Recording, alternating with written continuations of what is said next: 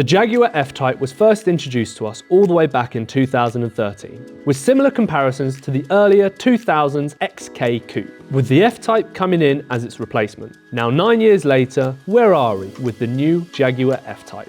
In recent years, we've seen major changes with designs and details being refreshed to keep up to date with the new 2020 and 2023 sports cars. In this video, I'm going to be telling you guys everything you need to know that's new with the Jaguar F Type. If you do enjoy these videos, be sure to subscribe and keep your notifications turned on so you can be kept up to date with weekly car reports. New design features haven't changed much, with more streamlined designs. The idea that Jaguar is going for, and quote, even more sportier. But already, this is a fantastic looking car. Like every new sports car now, it's been given a bigger grille, with Jaguar removing bodywork around the grille to reduce the weight hugely. Both the coupe and the convertible models appear to look wider and lower. That's because they are. With lighter bumpers, it helps with the acceleration, reaching higher speeds with more ease. Apart from that, it's still mostly all the features from the original F Type. So let's break down these different engines. We have three main ones I'm going to be going over: the P300, P450 and the P575. The lower end P300 only comes in rear-wheel drive, when the P450 comes in both rear-wheel and all-wheel,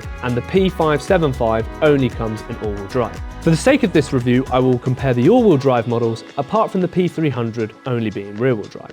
The 2013 model came with a V6 supercharged engine as the P300 model, a very wholesome and reliable engine too. However, due to Jaguar not meeting emission guidelines, they've had to sadly take a huge step down in this area, now throwing in petty little 2-litre turbocharged 4-cylinder engine. This is the same P300 engine that can be found across the JLR range. However, the engines don't stop there. The V8 supercharged engines still remain, with the P450 and the P575 both having a 5-litre supercharged V8. All of these models have an 8-speed automatic transmission with paddle shifters located on the steering wheel. Let's start with the P300 R-Dynamic rear-wheel drive. It will do a 0 to 60 miles an hour in a boring 5.6 seconds, with only 296 brake horsepower, pushing 400 pound-feet of torque at maximum speed due to its weight only being 1,628 kg. I would have at least thought we'd be breaking the 5-second mark or hitting close towards it. The P450 will do 0 to 62 miles an hour in 4.4 seconds,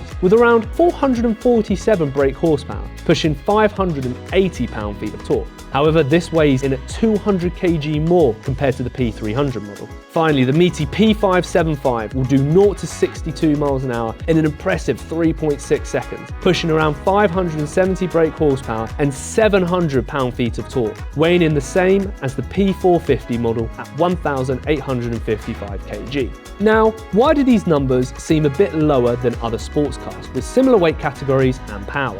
It's down to how Jaguar have tuned the engine and turbo response. The P300 is tuned exactly the same as the laggish JLR productions, sharing the same brake horsepower at 296. Turbo lag is a huge problem with these Jaguar models, at the moment due to not revving high enough as it's dialing through the gears, making the engine feel like it's moving around in honey over engine oil. Lastly, the lack of high gear ratio. It'll only go up to 6,500 RPM. I'm sorry, is that it? Not even 7,000? I understand for the P300 with a 4-cylinder engine, but for the P575 under a V8, that needs to be revving higher.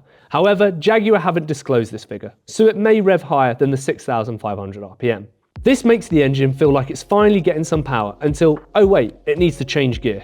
These new automatic features changing gears at 6,500 RPM, the reason for this is to stop them over-revving and causing long-term damage to the engine. So, with the current figures, what F-Type model would you choose so far? P300, 450 or 575? Leave a comment down below with your answer. The handling on the higher end F-Type allows you to have some fun with the supercharged V8 for sure. Jaguar stated it's a bit more relaxed compared to other dynamic supercars. The throttle has a great wide response to your right foot. Regardless, on damp roads, it doesn't seem to suppress the rear tyres as much as you think. The updated chassis balances brilliantly with the power response with a less muscle car feel. Even the all-wheel drive models have given the F-Type that feel, that lets you throw it around corners with the back end poking out just slightly enough for some great entertainment. Lots of bite when you turn in hard and a good amount of flick for when you're exiting the corner. The body weight to power ratio is well controlled, and you don't feel the car has to work harder than it needs to. Jaguar have upped its game with the MPG. It's used to being in the low teens with the older V6 and V8 superchargers. However, with the latest emissions testing, Jaguar have very much surprised us all. The P300 is a breaking 30 miles to the gallon. However, this is a 2-litre 4-cylinder. With other cars featuring the engine, such as Audi TTS and the new 2023 BMW Z4, this is about right. Pushing too hard and it will drop significantly, and the old style of Jaguar will revisit you with the low MPG. The one that surprised me the most was the higher end P575, pushing near 570 brake horsepower. It will do 27 miles to the gallon. Now that's impressive. Really, Jaguar, that is. It will reach as low as 14 miles to the gallon during harder driving and will hit highs of 31 mpg on long motorway driving. The middle-range Jag F Type is the least efficient of all three. Despite its increase of the 120 brake horsepower advantage over the P300, it's a whole 3 mpg lower, matching the same, if not 0.5 less than the P575. The F-Type interior ages well. The 2013 OG interior still looks modern to this date. Something Jaguar should be proud of. One of my favourite features is the seating position. It has a huge range of adjustability, which allows you to find the best seating position for you.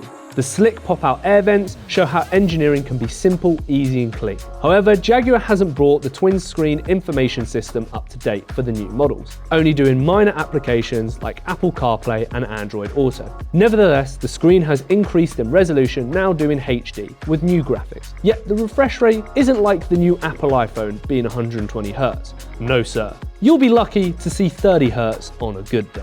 So what's the damage if you want to pick yourself up a new 2022 or 2023 Jaguar F Type? Starting out low at $62,235 for the P300 R Dynamic model, moving up by £20,000 to $83,290 for the P450 model, leading all the way to six figures at £120,870 for the P575 R75. Although if you're going to be spending £83,000 on a car, you'll be able to find that extra $20,000, as the upgrade to the P575 is 100% worth it, having better MPG efficiency, almost 200 more brake horsepower, huge wide range of R features such as 12-way heated seats, keyless entry, 20-inch diamond cut black gloss alloys, leather performance seats, and much more you can check out on the Jaguar website.